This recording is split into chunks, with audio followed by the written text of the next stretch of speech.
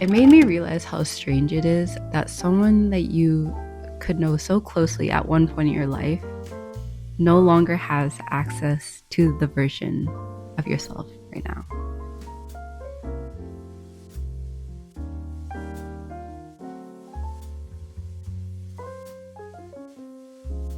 So, something that I've really wanted to talk to you guys about is the concept of past lives.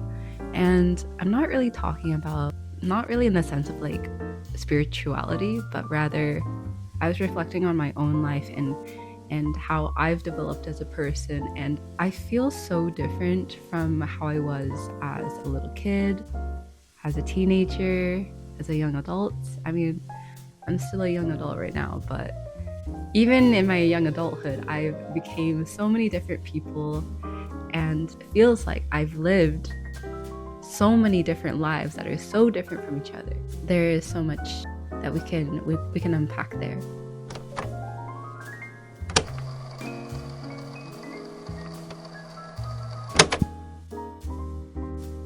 So actually, the reason why I was inspired to talk about this was because I recently ran into someone that I used to be really close to, but due to a certain situation, he no longer was a big part of my life anymore.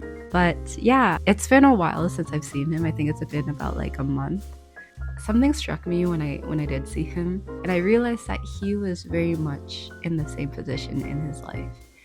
He had the same friends, he had the same job, he had the same relationship, he had the same goals and aspirations in his life. But I've noticed that my life, in comparison, has drastically changed since the last time I saw him. And I've realized that the person that I was when I used to be very close to him doesn't exist anymore. I have become a completely different person.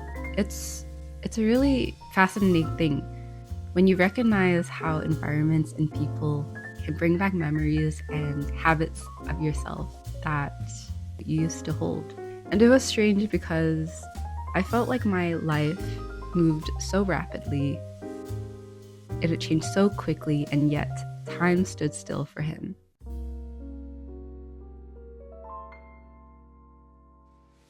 I have lived so many versions. When I was a child, I was very socially anxious, but there was also a point when I was a child where I was rambunctious. I was super outgoing, I was super extroverted, I wanted to be friends with everyone. I was also a bully. When I was a kid, I learned things from things I picked up growing up that weren't the nicest, and I inflicted them onto kids that didn't deserve it. And I was also a victim of bullying. There were things inflicted on me that really did affect me for a majority of my life. And as a teenager, I had like an emo phase. I loved a good Paramore. I loved a good Panic at the Disco. I had a K-pop phase. I loved Twice. I loved BTS. I wanted to speak Korean so badly. I wanted to be studious. I wanted to be the academic. I wanted to be the pretty girl. I wanted to be the cool girl. I wanted to be so many things. And as I've shifted from one life to another, some of those things stay with me and they grow with me, and some of those things stay in the past. With all of these phases and lives that I've lived in the past, I was just trying to find myself, and I was just trying to find where I belonged, who I wanted to be in this world, and who I wanted acceptance by. There is so much that I've done in the past that I cringe. I cringe thinking about it, but that is the process that we have to go through in order to find ourselves, and we're experimenting and we're learning from our mistakes. And so even though emo Amanda, even though K-pop Amanda is no longer with us right now, they served their purpose, and I love them so much. Since seeing my friend, so much of my inner world has changed, and that has completely changed my perspective, my values, my pace of life, that version of me, I don't think I'd ever be able to get back to who I was before. And I guess saying it out loud sounds a bit sad, but I don't really see it as a sad thing. I see it as a growth. While I lost that person that I was in the past, I gained a version of myself that I'm so proud of. I realized that everyone has an endless list of past lives. It sounds so like meta when I say it out loud, but it's kind of true. Like, if you asked me 3 years ago if I'd be this person right now, that socially anxious, scared of the world, insecure person, if you told her this is my life now, where I moved out of my parents' house, I'm branching out, I'm super into fashion, which I wasn't before, I wouldn't have believed you. And looking back at all of these versions of myself, it's crazy because I don't resonate with them anymore, but at the moment, those felt the realest versions of myself. And I think that's because each one served a purpose.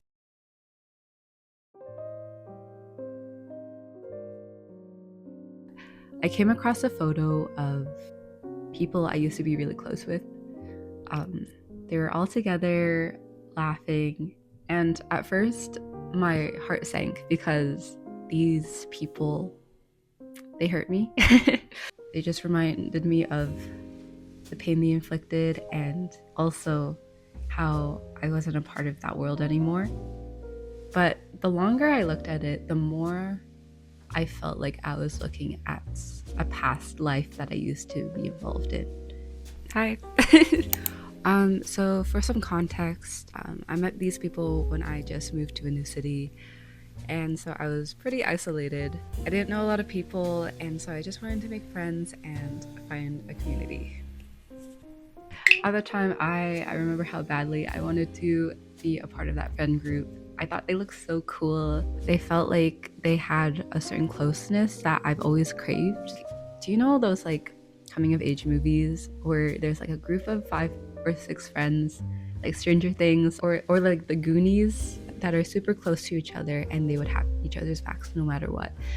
That is what this friend group represented for me, and I wanted to be a part of it so badly. Unfortunately, things took a different turn, and that's okay. But I really tried my best to be a part of it. I admired a lot of people in that group, but looking back, I didn't quite realize what it would cost me.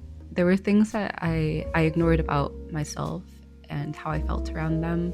There were instincts that I shut down because I wanted to be so badly part of that group. And there were things that I quieted within myself because I wanted to fit in.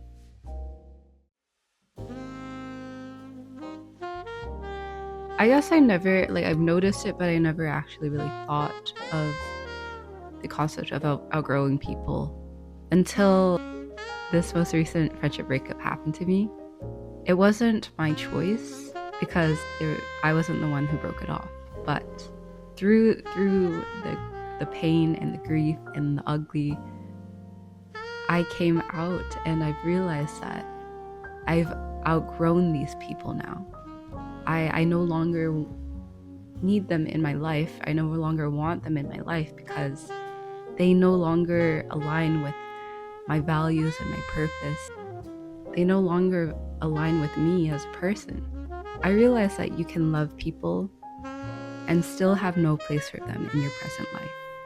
I don't want to get it twisted. I do not wish them any bad ill, but there is no place for them in my life if they were to treat me like this and to have the perspective that they do have. It just doesn't align, and that's okay.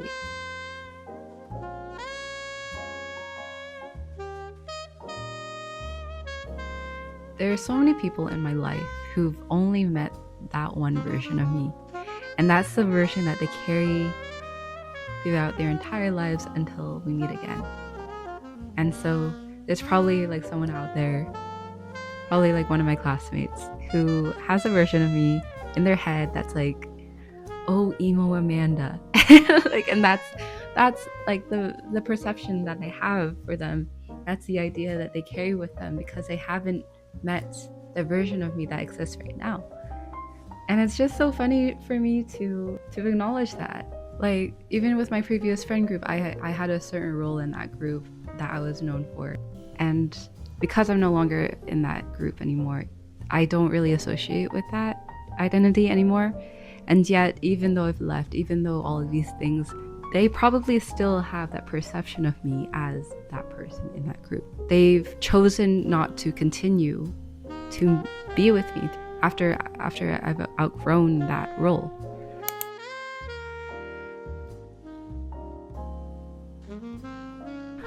Not every past life ends because we're ready to leave.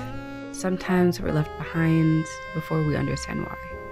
And only later do we realize that what felt like loss was also the moment we began witnessing ourselves more clearly.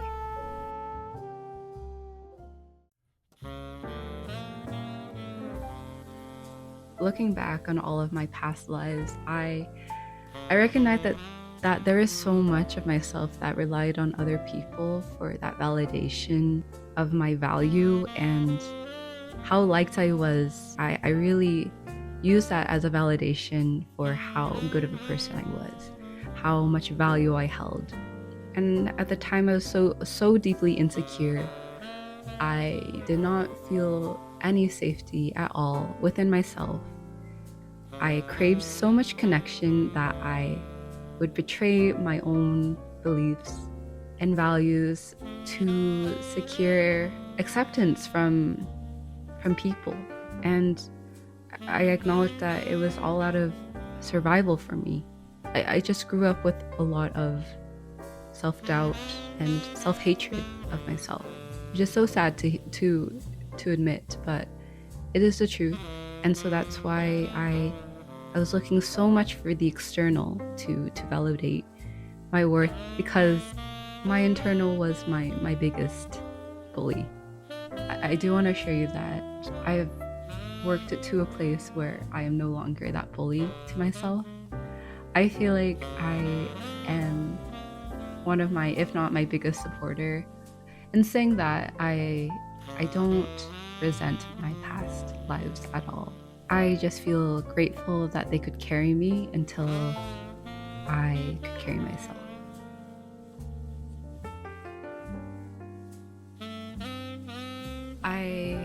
I'm not gonna lie, I don't really know where I'm going with this video, but I'm so happy that you've taken the time to watch my video with my weird brain that thinks really deeply about very obscure things.